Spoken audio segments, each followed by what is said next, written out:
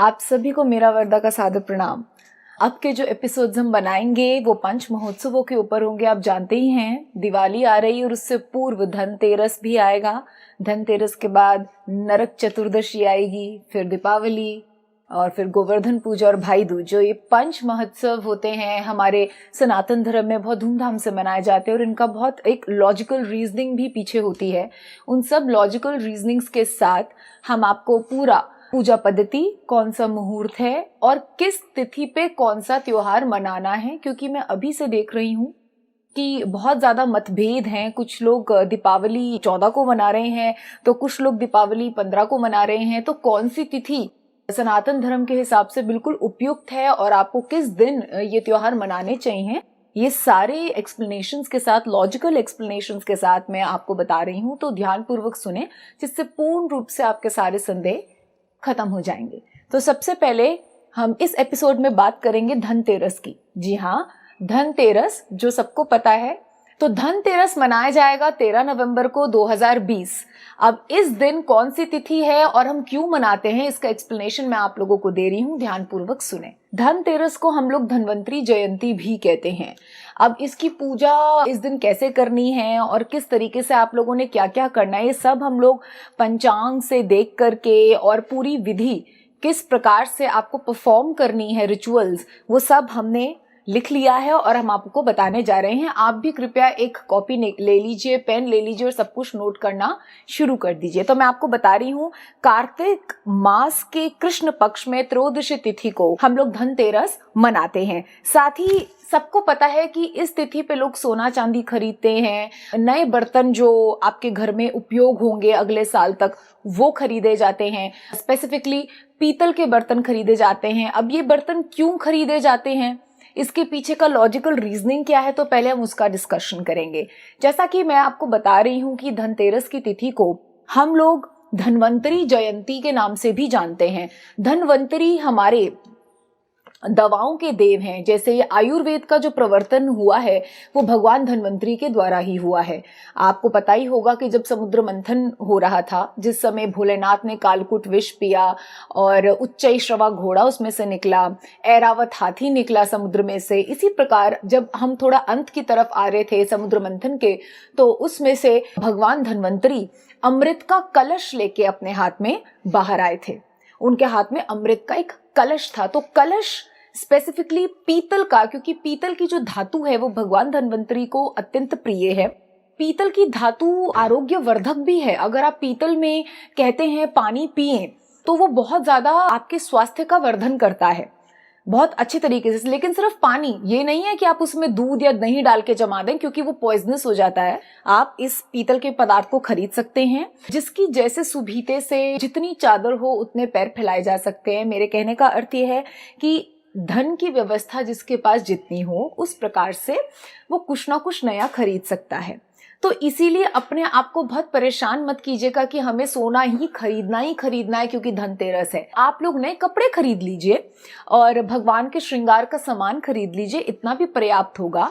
हो सके तो कुछ बर्तन खरीद लीजिए। जैसा मैंने आपको बोला, जरूरी नहीं है कि पीतल के ही खरीदने हैं, आप चाहें तो स्टील के बर्तन भी खरीद सकते हैं। बर्तन, कलश खरीदने का विधान है। स्पेसिफिकली कलश तो एक आपको लेना ही चाहिए।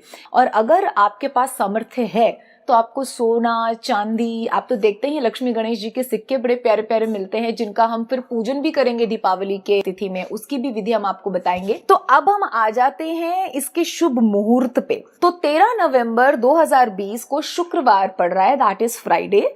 और ये तो और भी शुभ हो गया क्योंकि ये तो हो ही गया माता लक्ष्मी का दिन। एक तो धनतेरस, ऊपर से माता लक्ष्मी का ही दिन शुक्रवार माना जाता है। तो शुक्रवार के दिन ही धनतेरस पड़ रहा है। पूजा का समय श्रोतागणों लिख लीजिए। प्रदोष काल को की गई पूजा का ज्यादा गुना फल हो जाता है। प्रदोष काल की जो पूजा है वो 5:26 शाम को शुरू होगी 13 नवंबर को और 8:05 रात तक चलेगी। तो इसमें आप अपनी पूजा पद्धति परफॉर्म कर सकते हैं, जो सीधे सीधे प्रभु तक पहुंचेगी, माता लक्ष्मी तक पहुंचेगी और आपके लिए सब शुभ मंगल होगा। आपके घर में धन की वृद्धि होगी और विघ्नों का विनाश होगा, क्योंकि इन पंच महोत्सवों में ही क्या कोई भी पूजा शुरू करने से पहले गणेश जी को मस्तक तो नवाया ही जाता है, और जब गणेश जी को मस्तक नवाया जाता है तो विघ्नों का निवारण हो ही जाता है। चलिए अब बात करते हैं कि हम धनतेरस में पूजा की विधि किस प्रकार परफॉर्म करें। तो हमने सब लिख लिया है, आप भी अपनी डायरी में लिख लीजिए कि पूजा का जो एरिया है, जहाँ पे भी आपका मंदिर है, वहाँ पे उत्तर दिशा की तरफ आप कुबेर जी और धन्वंतरी जी की या तो कोई प्रतिमा स्थापित कर सकते हैं, और अगर आपके पास प्रतिमा नहीं है तो अगर आपके पास भगवान विष्णु वहाँ बैठे हैं तो भी एक ही बात है, क्योंकि सब विष्णु जी के ही अवतार माने जाते हैं।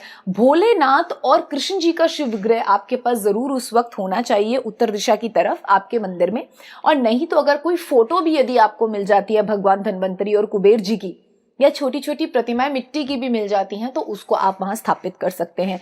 स्थापित करने के बाद भगवान गणेश और लक्ष्मी गणेश जी की आराधना तो आपने करनी होती है इन पंच महोत्सवों में। तो लक्ष्मी और गणेश जी की प्रतिमा आप रख लीजिए, वो तो आपको पता ही है पंच महोत्सवों में मिली जाती है, दिवाली से पूर्व सारी मिलती हैं, वो भी वहीं स्थापित कर लीजिए। पहले आप लक्ष्मी जी को रखेंगे और फिर गणेश जी को रखेंगे, इसलिए लक्ष्मी गणेश बोला जाता है। ये बात आपने स्मरण रखनी है कि जो लक्ष्मी जी हैं वो गणेश जी के राइट हैंड साइड में स्थापित होनी चाहिए, यानी कि अगर गणेश जी इधर हैं तो लक्ष्मी जी इस तरफ होनी चाहिए, उनके राइट हैंड, आपके राइट नहीं, उनके राइट।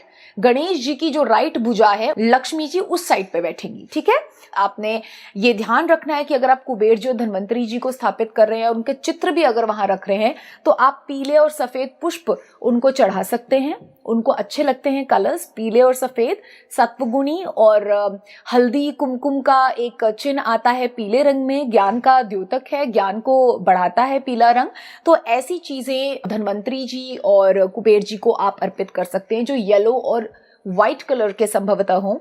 मिठाइयाँ चढ़ाई जा सकती हैं, मिठाइयाँ चढ़ाइए, और उसके बाद पूजन सामग्री जो भी आपके पास, धूप, दीप, दिया और अगरबत्ती, ठीक है, इस प्रकार की चीजें, और नैवेद्य घर में अगर आपने कुछ भी पकाया है, खीर बनाई है या लड्डू बनाए हैं या किसी भी तरीके की चीज बनाई है, तो वो भी आप अर्पित कर सकते हैं। एक कलश लेने के बाद उसके अंदर जल भर के आप त्रयोदशी की इस तिथि को, धनतेरस की इस तिथि को, उसको रख दें मंदिर में। और अगर तुलसी जी का पत्ता आपने उस कलश में डालना है जो बहुत ही शुभ है, तो एक बात स्मरण रखेंगे आप कि वो तुलसी जी का पत्ता शाम को नहीं तोड़ेंगे, ठीक है। अगर तुलसी जी डालनी है तो तुलसी जी के पत्ते को सुबह ही तोड़ लीजिएगा, फ्रिज में रख दीजिएगा, और शाम को जब आप स्थापना कर रहे हो कलश में डाल दीजिएगा। मन में संकल्प करें कि जिस प्रकार इस तिथि को धन्वंतरी भगवान समुद्र मंथन से बाहर निकले थे अमृत का कलश लेके, उस अमृत को पीकर देवता जो थे वो अजर अमर हो गए थे, मृत्यु नहीं आएगी उनको, इस तरीके का वरदान मिल गया था। इसी प्रकार इस कलश को हम वैसा ही कलश समझकर इस मंदिर में स्थापित कर रहे हैं जैसे कि इसके अंदर अमृत हो, और उसके अंदर आप जल भर लीजिए और बोलिए कि आज पूरी रात्रि ये जो कलश है ये आपके पास रहेगा। तो उनके मंत्र जाप अगर आप करना चाहते हैं तो आपको मैं सीधा सीधा बता दूं, जो भगवान धन्वंतरी हैं वो हमारे नारायण का ही अवतार हैं, तो आप ओम नमो नारायणा का जाप कर सकते हैं। इस मंत्र का 1 माला जाप कर लीजिए, ज्यादा इच्छा हो तो 5 माला जाप कर लीजिए, ठीक है। और उसके बाद उस कलश को मंदिर में स्थापित कर दीजिए, और उन नई वस्तुओं को भी अपने मंदिर में ही नीचे साइड में कहीं रखें कि आप इन सब चीजों को ब्लेस करें प्रभु। तो आइए बात करते हैं कि आपको किन मंत्रों का जाप करना है कुबेर जी और धन्वंतरी जी के लिए। तो कुबेर जी के लिए मैं आपको मंत्र दे रही हूं, आप अपनी कॉपी में लिख लीजिए, और स्क्रीन पे भी अभी हम वो मंत्र आपको दिखाएंगे। उस मंत्र का नाम है ओम वैश्रवणाय स्वाहा। फिर से सुन लीजिए, उच्चारण किस प्रकार करना है, ओम वैश्रवणाय स्वाहा। तो इस मंत्र का 108 बार जाप यानी कि 1 माला जाप कर लीजिए कुबेर जी के लिए, और अगर आप चाहें तो धन वृद्धि के लिए आप 5 माला जाप भी कर सकते हैं, या तो 1 कीजिए या 5 कीजिए। और वो करने के बाद फिर अब हम आते हैं धन्वंतरी जी के ऊपर। तो धन्वंतरी जी का मंत्र थोड़ा बड़ा अवश्य है, लेकिन जो आप कलश स्थापन करेंगे धन्वंतरी जी की पूजा करके, तो कलश स्थापन करके जब आप कलश स्थापित कर देते हैं जल का, उसके बाद आपने ये वाला मंत्र पढ़कर उनको अर्पित करना है धन्वंतरी जी को। वो मंत्र कुछ इस प्रकार है, हम स्क्रीन पे भी थोड़ी देर उसको वेट करवाएंगे मंत्र को ताकि आप लिख सकें। तो आप मंत्र पहले सुन लीजिए, उच्चारण आप चाहे तो रिपीट करके मेरा सुन सकते हैं। तो मंत्र है ओम नमो भगवते महासुदर्शनाय वासुदेवाय धन्वंतरये अमृत कलश हस्ताय सर्व भय विनाशाय सर्व रोग निवारणाय त्रैलोक्य पतये त्रैलोक्य निधये श्री महाविष्णु स्वरूप श्री धन्वंतरी स्वरूप श्री श्री श्री औषध चक्र नारायणाय स्वाहा। तो इस पूरे मंत्र का आपने 3 बार जाप करना है। 3 बार जाप करने के बाद आपने कलश को स्थापित करना है। ये अगर आप इस तरीके से स्थापित कर देंगे तो 100% वो जो कलश है उसमें जल नहीं रह जाएगा, वो अमृत बनेगा जो मनुष्यों के लिए आरोग्यदायी होगा, आपके जीवन में से डिजीजेस को निकालेगा, आपके जीवन में से जितने भी हेल्थ हजार्ड्स हैं उनको निकालेगा और आपको आरोग्य प्रदान करेगा। तो ये हुआ हमारा धन्वंतरी जी का जाप जिससे भय और रोगों का नाश होता है। और कुबेर जी का मंत्र मैंने आपको बताई दिया है, इनका आपने जप करना है। और उसके बाद आप यदि चाहें छोटी सी समुद्र मंथन की कथा शाम को आपने अपनी पूजा में सम्मिलित करके पढ़नी है और माता लक्ष्मी जी को, विष्णु भगवान को ये कथा सुनानी है, ठीक है। उससे आपको बहुत अत्यधिक ब्लेसिंग्स मिलेंगे क्योंकि ये एक तरीके से उनका जन्म वृतांत होगा, किस प्रकार से वो समुद्र में से पुनः बाहर आई और उन्होंने नारायण को अपना पति, अपना वर चुना। और इसीलिए इस दिन को धनतेरस कहते हैं क्योंकि जो माता लक्ष्मी हैं वो धन की अधिष्ठात्री देवी हैं और उन्होंने देवताओं को अपने प्रेम से सराबोर किया और वो श्री संपन्न हो गए। ये जो जल कलश में आप रखेंगे ये सबसे महत्वपूर्ण चीज होगी जो अक्सर लोग नहीं करते हैं। ये जल जो आप रखेंगे इसके साथ आप एक हिंदी में ही प्रार्थना कर दीजिएगा कि हे प्रभु, जिस प्रकार धन्वंतरी भगवान अमृत का कलश लेके बाहर निकले थे उसी कलश की भावना करते हुए कि जैसे इसमें भी जो जल है वो जल नहीं अमृत हो जाए, आरोग्यवान बनाए हमारे परिवार के सब जनों को, इस तरीके से इस जल में शक्ति डाल दीजिए। और अगले दिन सुबह जब आप उठेंगे तो उस जल को आप और आपके परिवार के लोग ग्रहण कर सकते हैं। उस जल को जब आप ग्रहण करेंगे अगले दिन सुबह नहा धोकर, तो ऐसी भावना के साथ उसको ग्रहण कीजिएगा कि हम नॉर्मल जल नहीं पी रहे हैं, हम अमृत पान कर रहे हैं, जिससे कि रोग, दरिद्रता और नाना प्रकार की जो परेशानियां हैं शरीर में से दूर हों और आरोग्य के देव धन्वंतरी भगवान हमें ब्लेस करें और हमारे बच्चों की, हमारे घर में बुजुर्ग जो हैं, हम जो हैं, जो भी लोग इस जल का पान कर रहे हैं वो आरोग्यवान हो, उनकी सेहत अच्छी हो, लंबी हो और निरोगी काया उनको मिले।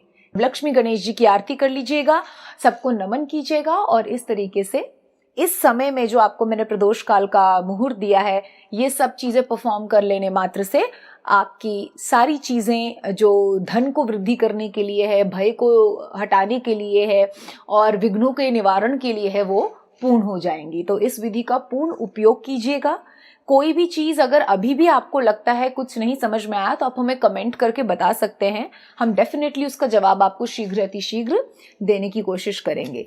तो आप धन्वंतरी देव के दिवस की, ये जो हमारी धन्वंतरी जयंती है और साथ ही जो धनतेरस का ये जो त्योहार है इसकी आप सभी को बहुत बहुत शुभकामनाएं। आप सभी के जीवन में धन की वृद्धि हो, आरोग्य का संवर्धन हो और रोगों का विनाश हो, सारे भय आपके जीवन से जाएं और आपका जीवन मंगलमय हो। धन्यवाद।